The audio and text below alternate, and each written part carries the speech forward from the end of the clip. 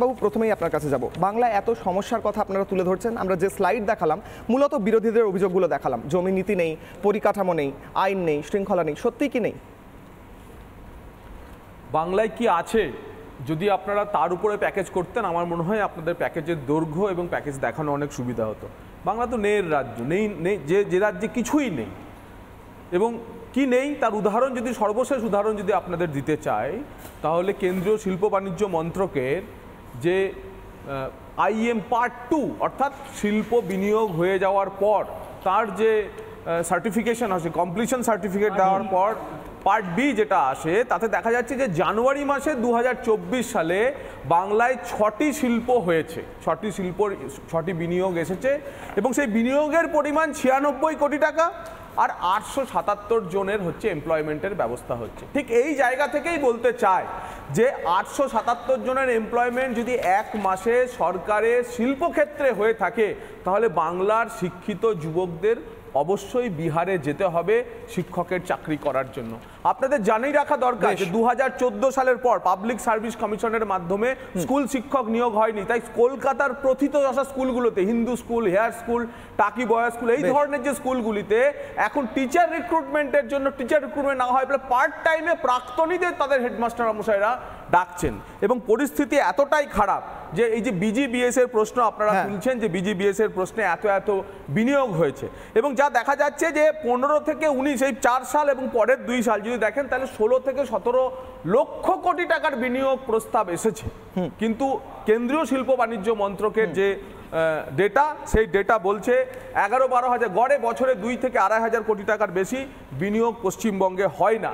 এবং শিল্প যে নেই তার সবচেয়ে বড় প্রমাণ কি? তার সবচেয়ে বড় প্রমাণ পশ্চিমবঙ্গের জিএসটি কালেকশন কত হচ্ছে। অর্থাৎ শিল্প তৈরি হলে তার কর দেবে, আর কর যদি দেওয়া হয় করের পরিমাণের উপরেই নির্ভর করবে, রাজ্যের ট্যাক্স বোয়ান্সির উপরে নির্ভর করবে এখানে কত বিনিয়োগ। একটা কথা, একটা প্রশ্ন, মমতা বন্দ্যোপাধ্যায় 2023 সালে বলেছিলেন 3.76 লাখ ক্রোড় এত টাকার ওনার কাছে প্রপোজাল এসেছে, এত টাকার প্রপোজাল এসেছে এই রাজ্যে বিনিয়োগ করার। এটা তো একটা বিরাট অ্যামাউন্ট। ঠিক, আমি আপনাকে বলছি মমতা বন্দ্যোপাধ্যায় 2030 সালের বিজিবিএস এর প্রেস রিলিজের মাধ্যমে দাবি করেছিলেন যে তিনি 188টি মৌ স্বাক্ষর করেছেন, তাই তিনি মৌ দিদি হয়েছেন। বামফ্রন্টের জমানায় আমরা মৌ দাদা দেখতাম সোমনাথ চ্যাটার্জিকে, তিনি মৌ দিদি হয়েছেন এবং সেই তাতে যে শিল্প প্রস্তাব এসেছিল সেটা 3,76,000 কোটি টাকা। কিন্তু কেন্দ্রীয় শিল্প বাণিজ্য মন্ত্রকের ডেটা বলছে যে 15 থেকে 19 সাল পর্যন্ত মাত্র 37,000 কোটি টাকার মতো শিল্প বিনিয়োগের প্রপোজাল সরকারিভাবে এসেছিল এবং ইমপ্লিমেন্টেড হয়েছে 15,000 কোটি টাকা 5 বছরে। তার মানে বছরে হচ্ছে 2 থেকে 2.5 হাজার কোটি টাকা। আমি শুধু জিএসটির কথাটা বলতে চাই যে পশ্চিমবঙ্গের 24-25 সালে এই যে বাজেট, এই যে অর্থবর্ষ, এই অর্থবর্ষের টার্গেট রয়েছে 47,000 কোটি টাকা জিএসটি কালেকশনে। অন্ধ্রপ্রদেশ ভাগ হয়ে গেছে, অন্ধ্রপ্রদেশ কালেকশন করছে 47,000 কোটি টাকা। এবছরই দেখা যাচ্ছে যে এবছর এপ্রিল মাসে যে ডেটা এসেছে, যেখানে 2 লক্ষ কোটি টাকার বেশি জিএসটি সারা দেশে কালেকশন হয়েছে, সেখানে পশ্চিমবঙ্গে 7,200 কোটি টাকা জিএসটি কালেকশন হয়েছে, গুজরাট করেছে 12,000 কোটি। বুঝলাম, জগন্নাথ ছোট একটা রাজ্যে এত কর মানে কি? মানে সেখানে শিল্প আছে, আমাদের কর নেই মানে শিল্প নেই। জিএসটি কম মানে সেখানে ব্যবসা নেই, তাই জন্য জিএসটি উঠছে না। অবশ্যই এই যে তথ্য আপনি দিলেন, আমি আরো কয়েকটা তথ্য দিই দর্শকদের, তারপর আমি সুপর্ণাদার কাছে আসবো, সুকন্যা ম্যাডামের কাছে, আমার যেটা প্রত্যেকের কাছে আসবো। যে তথ্য প্রাথমিকভাবে আমি দেবো এই মুহূর্তে দাঁড়িয়ে, যে কথা আপনি বলছিলেন সেটাই একটু আরো বিশদে দর্শকদের আমি বলবো, যেখানে দাঁড়িয়ে বাংলায় এই মুহূর্তে দাঁড়িয়ে কটা কারখানা চলছে আর কটা কারখানা বন্ধ হয়েছে। এই মুহূর্তে অরিত্র এবং অরুণিমা আমার সঙ্গে রয়েছেন, তাদের কাছে যাওয়ার আগে আমি এই প্লাজমায় একবার গ্রাফিক্যালি প্রেজেন্টেশন দেখাবো যে এই মুহূর্তে রাজ্যে বন্ধ কারখানা 177টি কারখানা বন্ধ হয়ে গিয়েছে। কর্মহীন হয়েছেন কজন? 29, মানে এটা বন্ধ হওয়ার ফলে কর্মহীন হয়েছেন কজন? 29,084 জন শ্রমিক কর্মহীন হয়েছেন। অর্থাৎ এর মধ্যে যারা দেখছেন তাদের মধ্যে অনেকে থাকতে পারেন। এই কারখানা বন্ধ হয়েছে। 2016-তে বড় শিল্প কতগুলো ছিল? 1,337টি। এই সংখ্যাটা দেখুন, 2016 থেকে 2021 বাড়ার কথা, সময়ের সঙ্গে শিল্প বেড়ে যায়, এখানে কমে গিয়েছে 1,066টি, অর্থাৎ কমে প্রায় 300টি শিল্প কমে গিয়েছে। বড় শিল্পর কথা বলছি। এরপর আমি বলি পরেরটা, 5 বছরে বড় শিল্প কতগুলো বন্ধ হয়েছে? 271টি বন্ধ হয়েছে। 5 বছরে মাঝারি শিল্প বন্ধ হয়েছে 388টি। অর্থাৎ এতগুলো শিল্প, এতগুলো কারখানা বন্ধ হয়ে গিয়েছে, এখানে কর্মহীন হয়েছেন বহু মানুষ। পরের স্লাইড।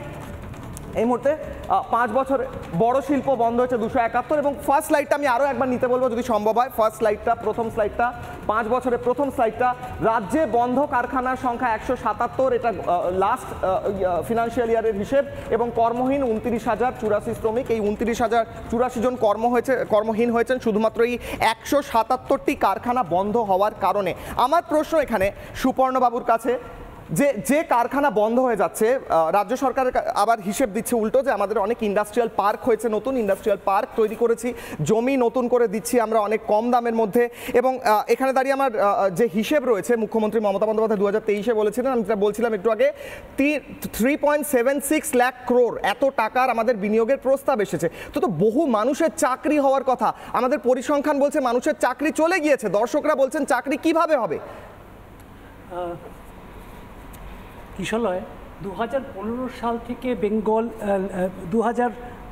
থেকে বেঙ্গল লিড নামক যে সামিটগুলো আমরা তৈরি করেছি, 2015 থেকে 2023 অবধি যে কটা বিজিপিএস হয়েছে, আগের বারে 3,76,288 লক্ষ কোটি টাকাকে নিয়ে, তার মানে টোটাল যেটা পশ্চিমবঙ্গের বিজিপিএস ওয়েবসাইট থেকে পাওয়া যাচ্ছে সেটা হচ্ছে 24,40,106.74 কোটি। এবং বাস্তবায়িত কটা হয়েছে, যেটা জগন্নাথবাবু বলছিলেন, সেটা যে কোনো সরকার, এখানে মমতা বন্দ্যোপাধ্যায় বা অন্য কথা বলছি না, কিন্তু 10 কোটি টাকার ওপরে যদি কোনো ইন্ডাস্ট্রিয়াল প্রজেক্ট হয়, সেটা department of industrial policy and promotion, secretariat of industrial অ্যাপ্রুভালে, সেখানে কিন্তু ওই পার্ট বি যখন ফাইল করতে হয়, একটা হচ্ছে পার্ট এ, সেটা হচ্ছে ইমপ্লিমেন্টেড, আর পার্ট বিটা হচ্ছে যে based on part B file. সেখানে দেখা যাচ্ছে যে দুটোর মধ্যে অনেক তারতম্য আছে। এটা শুধু পশ্চিমবঙ্গের ক্ষেত্রে এই তারতম্যটা ঘটে না, সারা ভারতবর্ষের ক্ষেত্রেই ঘটে। কিন্তু পশ্চিমবঙ্গ ক্ষেত্রে দেখা যাচ্ছে যে আমরা 1920, 1930, 1940-এ যে জায়গায় দাঁড়িয়েছিলাম, আর আজকে যদি 2024-এ যে দাঁড়িয়ে আছি, আমরা কিন্তু সত্যিই নিম্নগামী হয়ে গেছি। এক, দুই হচ্ছে, মানে সহজ ভাষায় 1940 সালে পশ্চিমবঙ্গের ভারতের নিরিখে যে পজিশন ছিল, 1969 অবধি প্রায় থার্ড লার্জেস্ট ইকোনমি ছিল, রাইট? এবং সেখান থেকে আমরা কোথায় গিয়ে দাঁড় করিয়েছি, তার কৃতিত্ব বাম আর তৃণমূল কংগ্রেস বাম আর তৃণমূল ভাগাভাগি করে নিতে পারে, তারা জয়েন্ট 3টে উইনার হতে পারে, তারা নিজেদের মধ্যে এই অ্যালগরিদমটা ঠিক করে নিতে পারে। কিন্তু বাংলাটা নেমে গেছে, এই নিয়ে কোনো রকম কিছু অসুবিধা নেই। এক, দুই হচ্ছে কিশালয়, আমি আবার একটা কথা, যদি মমতা বন্দ্যোপাধ্যায়কে ডিফেন্ড করতে হয়, আমি যদি ওনার পক্ষের অ্যাডভোকেট হই, তাহলে আমি ওনাকে বলতে পারি যে প্রথম কথা হচ্ছে যে বিনিয়োগ বাড়া মানেই কিন্তু প্রত্যক্ষ কর্মসংস্থান নয়, কোনো সময় নয়, কিন্তু পরোক্ষ কর্মসংস্থান হতে পারে এবং টার্সিয়ারি এমপ্লয়মেন্ট হতে পারে। তাই জন্য রাজ্য সরকারের যেটা করা উচিত ছিল, যেটা তারা করেননি, সেটা হচ্ছে তারা পাবলিক ইনফ্রাস্ট্রাকচারে খরচা করেননি। এখানে ম্যাডাম কাঞ্জিলাল বসে আছেন, ভেরি রেসপেক্টেড ইকোনমিস্ট, উনিও আমার সাথে একমত হবেন। আগে একটা প্ল্যান্ড এক্সপেন্ডিচার এবং নন প্ল্যান্ড এক্সপেন্ডিচারের একটা ভাগ করে দেখানো হতো। এখন আমরা সেটা কিছুই করছি না। এবং পশ্চিমবঙ্গ সরকারের যা অবস্থা, কারণ দুটো তথ্য দেওয়া খুব দরকার, সেটা হচ্ছে যে আমাদের যে রোজগারটা, প্রথম কথা হচ্ছে সেন্ট্রাল ট্যাক্স অ্যান্ড গ্রান্টের ওপরে 53.3 সেন্ট্রাল গ্রান্টস অ্যান্ড ট্যাক্সেস। দ্বিতীয় হচ্ছে নিজস্ব রোজগার, সেটা হচ্ছে 42.3, নন ট্যাক্স রেভিনিউ 2.5, এবং এই যে নিজস্ব সোর্স অফ ইনকাম, তার মধ্যে সবথেকে ওপরে কে, সেটা হচ্ছে স্টেট জিএসটি। দ্বিতীয় হচ্ছে স্টেট এক্সাইজ, আমি সুরা বলতে চাইছি না, রাইট? সেই জন্য আর কেউ মদ্যপানের বিরুদ্ধে কোনো চিৎকার করবেন না, সকলকে রেসপন্সিবল ড্রিঙ্কিং করতে বলুন। আচ্ছা, কেউ অশান্তি করলেও তাদেরকে কারোর হাতে তুলে দেবেন না, কারণ রাস্তাঘাট এই ওটার ওপরেই নির্ভরশীল। তৃতীয় হচ্ছে সেলস ট্যাক্স।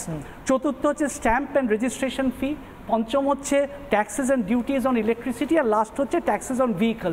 পশ্চিমবঙ্গের মানে এগুলো হচ্ছে রাজ্যে কোথা থেকে টাকা আসছে সেই সোর্স, রোজগারের সোর্স। বুঝলাম, এগুলো প্রত্যক্ষ চাকরির কোনো সোর্স নয়, এটা রাজ্যের কোথা থেকে ইনকাম হচ্ছে। এবং পশ্চিমবঙ্গ এতটাই কপাল ভালো, তারা অন্তত তাদের পুরনো বামফ্রন্টের লোকেদের ধন্যবাদ দিতে পারে।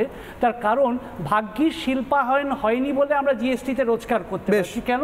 তার কারণ জিএসটিটা যেহেতু কনজামশন বেসড ট্যাক্স, যেখানে কনজিউমড হয় সেটা হয়। সুতরাং মহারাষ্ট্র, কর্ণাটক, গুজরাট যারা 40% কন্ট্রিবিউট করে টু দি ন্যাশনাল জিএসটি, তারা কিন্তু পশ্চিমবঙ্গের থেকে কম টাকা রোজগার করে। তার কারণ পশ্চিমবঙ্গের কন্ট্রিবিউশন হচ্ছে অনলি 4.4% টু দি